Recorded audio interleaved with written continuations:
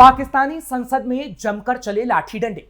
अपने ही घर में बुरे फंसे शहबाज शरीफ। पाकिस्तान की संसद में शहबाज को बुलाकर पीटने की बात हो रही है। पाकिस्तान की संसद में मुनीर की वर्दी उतारने की बात हो रही है।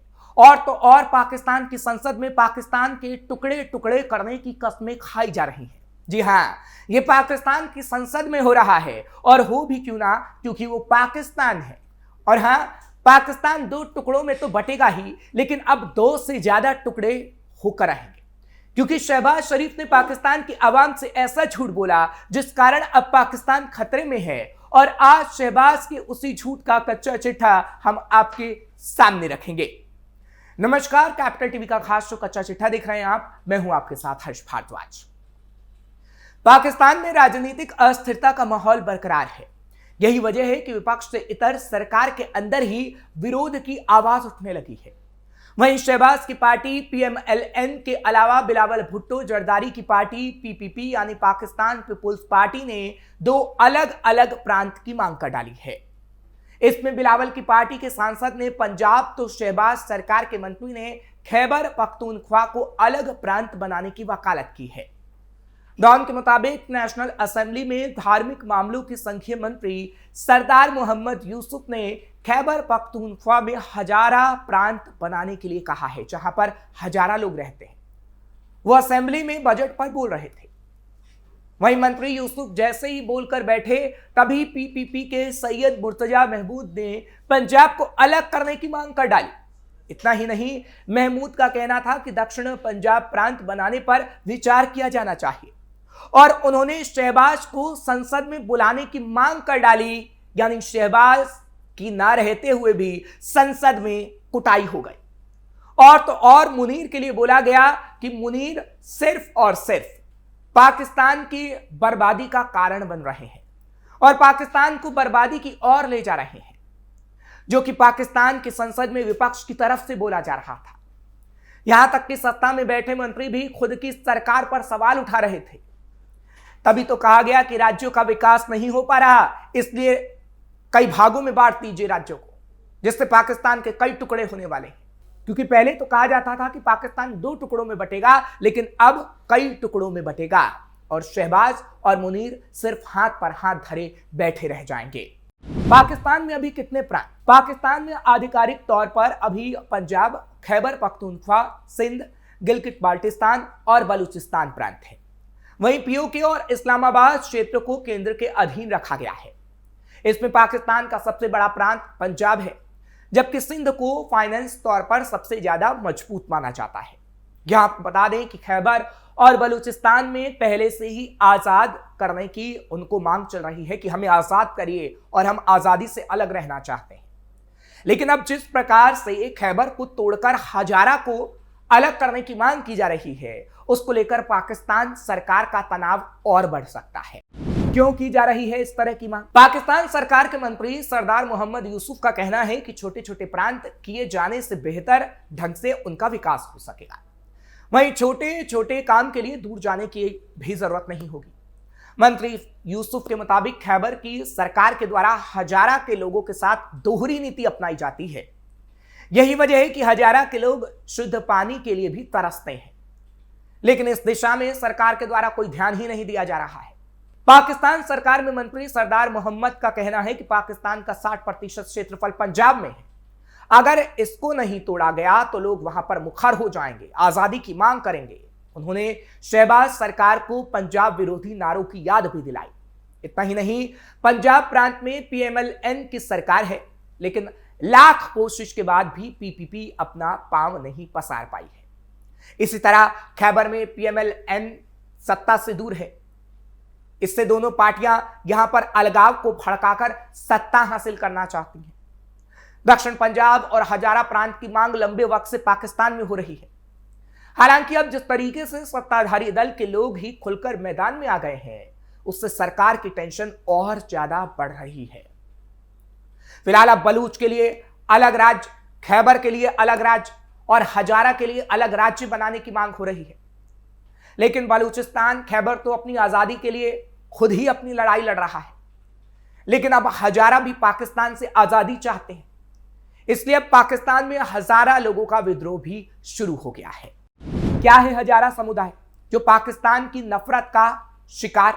दरअसल पाकिस्तान में शुरू से ही हजारा समुदाय के साथ भेदभाव हो रहा है। और तो और 2021 में तो यह भी खबर आई थी कि आतंकियों ने हजारा शिया समुदाय के 11 मजदूरों को अगवा कर उनकी हत्या कर दी थी। ये सभी कोयला खदान में काम करने वाले मजदूर थे। बताया जा रहा था कि आतंकियों ने गैर शिया मजदूरों को छोड़ दिया और छांट कर हजारा शियाओं को साथ ले गए और उनकी हत्या कर दी गई थी। आशान प्रांत बलूचिस्तान में इस समुदाय के साथ लगातार हिंसा होती रही है। हजारा शिया मुसलमानों को मंगोल मूल का माना जाता है। फारसी भाषा का एक रूप हजारगी बोलने वाले इन मुसलमानों के बारे में अलग अलग जानकारियां हैं कि असल में कहां से आए। यह भी माना जाता है कि यह तुर्क और मंगोल मूल का मिश्रण है। जो भी हो, कुछ सालों पहले पाकिस्तान में जगह जगह एक बात आम थी कि पाक यानी शुद्ध लोगों की जगह और यहां शिया या हजारा शिया समुदाय को बसने नहीं दिया जाएगा, और पाकिस्तान ने वही किया। यही हो भी रहा है। हजारा शिया लोग आए दिन किसी ना किसी आतंकी घटना का शिकार हो रहे हैं। मंगोलों की तरह चेहरे मोहरे वाला यह समुदाय अलग से पहचान में आ जाता है और फिर इन्हें छांट छांट कर पाकिस्तानी सेना सजा देती है। साल 2013 में बड़ा नरसंहार हुआ था जिसमें लगभग महीने भर में ही सैकड़ों मुस्लिमों को मार दिया गया। मानवाधिकार संस्था ह्यूमन राइट्स वॉच ने माना था कि आंकड़े हजारों में रहे होंगे, लेकिन उनका कोई पुष्ट प्रमाण नहीं मिल सका था। पाकिस्तान में हजारा हो रहे हिंसा का शिकार। पाकिस्तान में हजारा शिया पर हिंसा क्यों हो रही है इसका भी ठीक ठाक जवाब नहीं, लेकिन माना जाता है कि शुद्धता को लेकर कट्टरपंथी मुसलमानों का आग्रह इसकी वजह है। दरअसल हजारा शियाओं के मूल को लेकर खास जानकारी नहीं है। माना जाता है कि मंगोल शासन के दौरान हजारा सैनिकों का एक दस्ता तैयार हुआ था। ये लोग उन्हीं मंगोल सैनिकों के वंशज हैं। पाकिस्तान और अफगानिस्तान में मानते हैं कि हजारा शुद्ध मंगोल नहीं बल्कि मंगोलों के मध्य एशिया की दूसरी जातियों के मेल से बना, जैसे तुषारी लोग, कुषाण लोग या उस इलाके में ईरानी भाषाएं बोलने वाले लोग। ये लोग अफगानिस्तान की तीसरी सबसे बड़ी आबादी है। इसके अलावा पाकिस्तान और ईरान में भी ये लोग हैं। पाकिस्तान में बलूचिस्तान की राजधानी क्वेटा में बसे हुए हैं, लेकिन इन्हें ना तो पाकिस्तान ने अपनाया और ना ही अफगानिस्तान।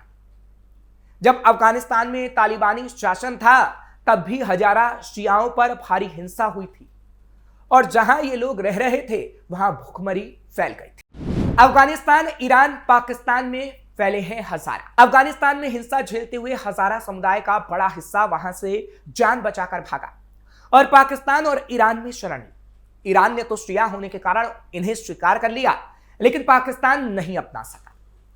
पाकिस्तान अखबारों में भी इस समुदाय पर हिंसा के बारे में लिखा जा चुका है। डेली टाइम्स अखबार ने एक बार लिखा था कि कैसे हजारा शियाओं के नरसंहार को सांप्रदायिक हिंसा का नाम दे दिया जाता है। वैसे पाकिस्तान में समुदाय के कुछ एक लोग ऊंचे पदों पर पहुंचे, जैसे कि general Mohammad Musa Khan Hazara commander in chief थे। इनकी वजह से भी यह समुदाय काफी मेहनती और शारीरिक तौर पर बहुत मजबूत होता है। लेकिन इसके अलावा आमतौर पर पाकिस्तान में ये लोग मुख्य धारा में नहीं है, बल्कि खनन जैसे कामों में ही इनका इस्तेमाल होता है।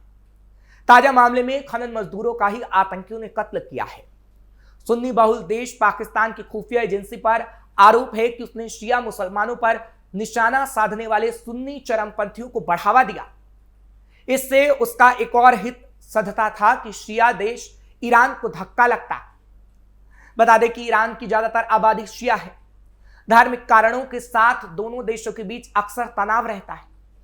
पाकिस्तान का यह आरोप है कि पाक से अलग होने के सपने देख रही बलूच लिबरेशन आर्मी को शिया देश ईरान का समर्थन मिला हुआ है।